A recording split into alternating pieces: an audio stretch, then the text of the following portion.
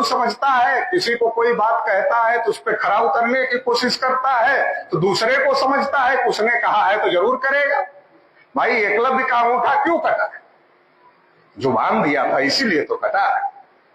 जुबान ही तो लिया था द्रोणाचार्य ने कि जो मांगूंगा वो दोगे, कहा देंगे। उसको क्या पता कि अंगूठा मांग लेगा, लेकिन जब जुबान दिया था तो अंगूठा भी दिया। तो जुबान हमारे लोग देते हैं तो उसको पूरा करने की कोशिश करते हैं। वैसे दूसरे लोगों को समझते हैं कि जुबान दिया है तो करेगा। तो मोदी को भी ऐसा ही समझ रहे थे, करेगा। हम लोग कह रहे थे नहीं करेगा, हमारे लोग कह रहे कैबिनेट में पास किया है तो करेगा। आप लोग तो सरकार के विरोध में बोलते ही रहते हैं। तो फिर क्या हुआ? एक दिन मुझे उत्तर प्रदेश सचिवालय से एक अधिकारी ने टेलीफोन किया, कहा वो जनगणना में जो जो सवाल पूछना है उसकी लिस्ट आ गई है हमारे यहाँ, क्योंकि हम लोगों को पहले आ जाता है तैयारी के लिए, ऑफिस उपयोग के लिए हम लोगों के पास पहले आ जाता है, बाकी लोगों के पास बाद में जाएगा। वो लिस्ट आ गई है, इसमें कहीं न जाति पूछी जा रही है न ओबीसी पूछा जा रहा है, तो धोखा हो रहा है। आप लड़ रहे हैं इसलिए आपको व्हाट्सएप पर हम भेज रहे हैं। तो सचिवालय से अधिकारी ने हमको भेजा, लखनऊ सचिवालय से। तो लखनऊ सचिवालय से अधिकारी ने भेजा, तो हमारे पास और पक्का सबूत हो गया कि सरकार नहीं करने जा रही। फिर जनगणना के लिए पहला चरण का नोटिफिकेशन जारी हुआ, जिसको मकान सूचीकरण नाम दिया गया है। उसमें 33 सवाल की लिस्ट जारी की गई। 33 सवाल की लिस्ट जारी की गई। उस 33 सवाल में कहीं पर भी जाति नहीं पूछी जा रही, कहीं पर भी ओबीसी नहीं पूछा जा रहा।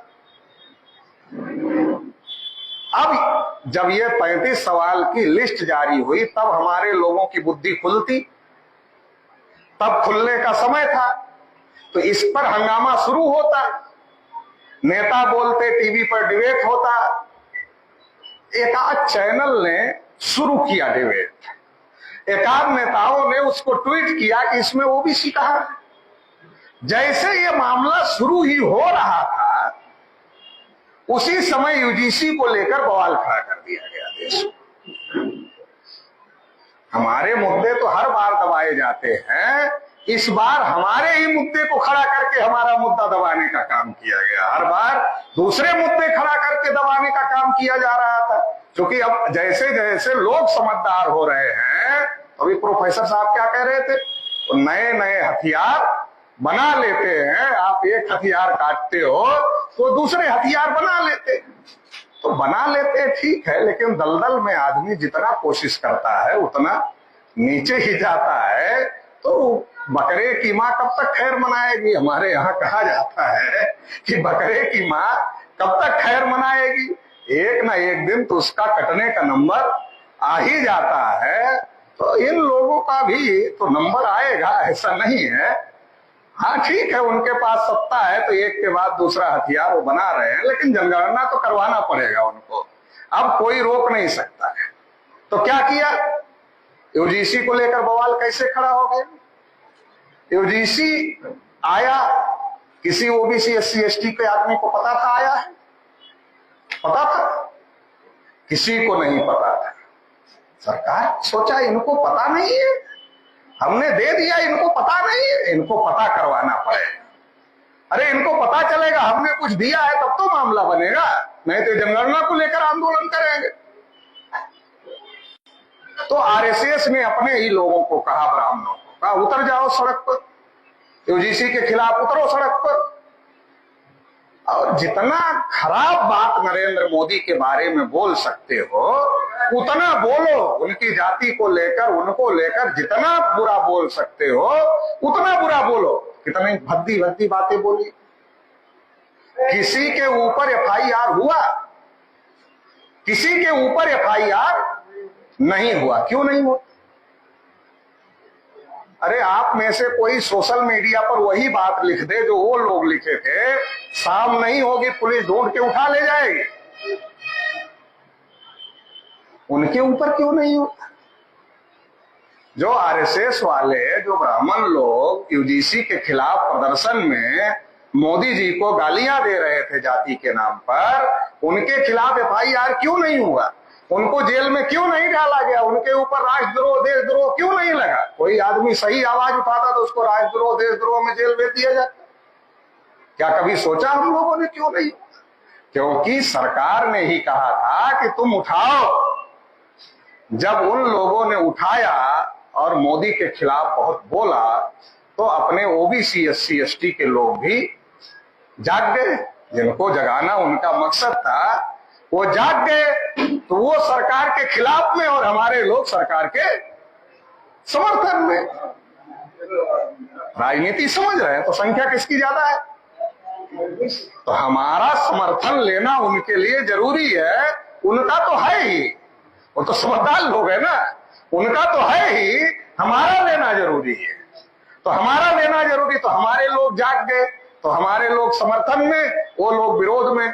कुछ दिन ऐसा चला तो मामला सुप्रीम कोर्ट चला गया। क्यों?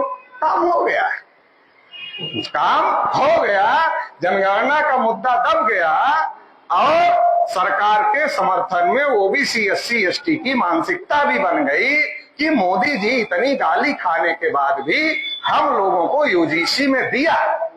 क्या दिया? हम बहुत लोगों से पूछते रहते हैं, जहां हम जाते हैं तो कहते हम भी आंदोलन में गए थे, कौन से? यूजीसी वाले। तो क्या लिखा है यूजीसी में? पढ़ा? कहता पढ़ा नहीं।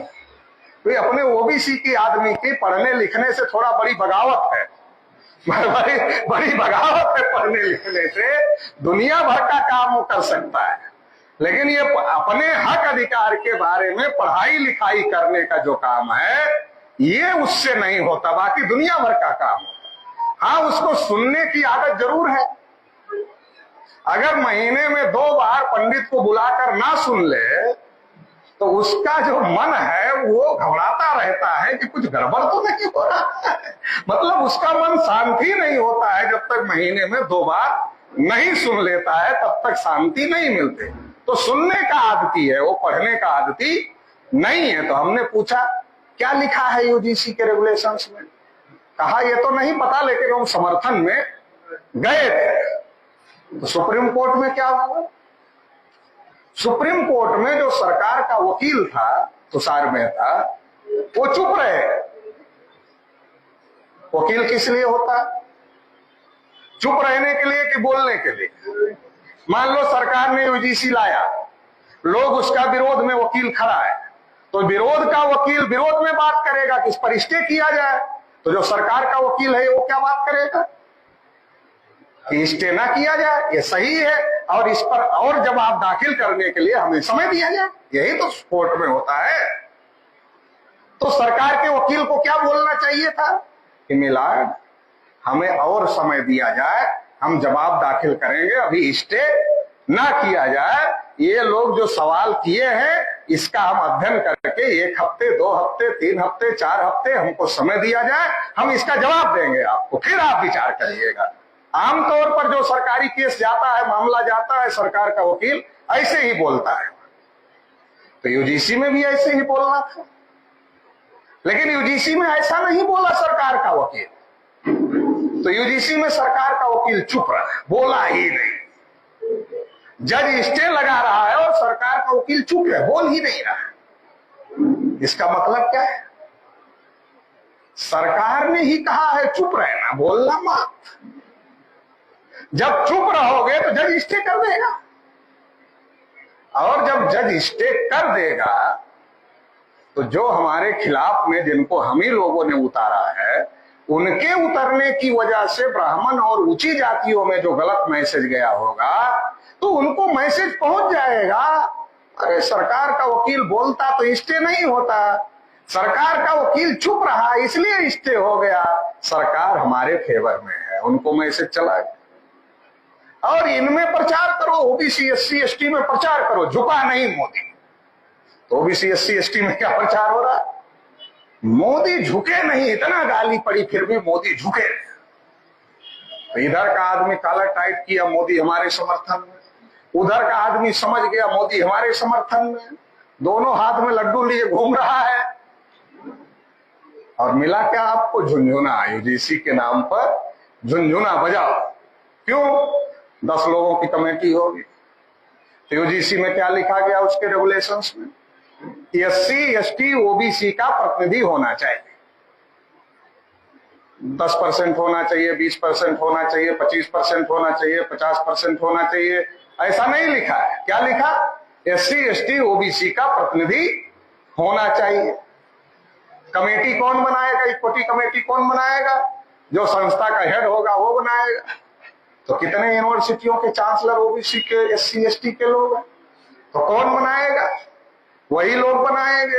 अब वो 10 लोगों की कमेटी बनाएंगे तो उसमें 6 ओबीसी रख देंगे। 60% के हिसाब से तो यही होता है। लेकिन क्या रख देंगे? नहीं रखेंगे। तो कितना रखेंगे?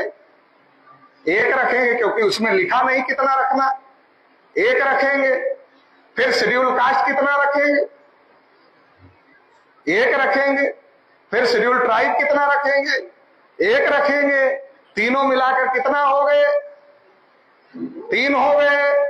बाकी 7 कौन रहेंगे?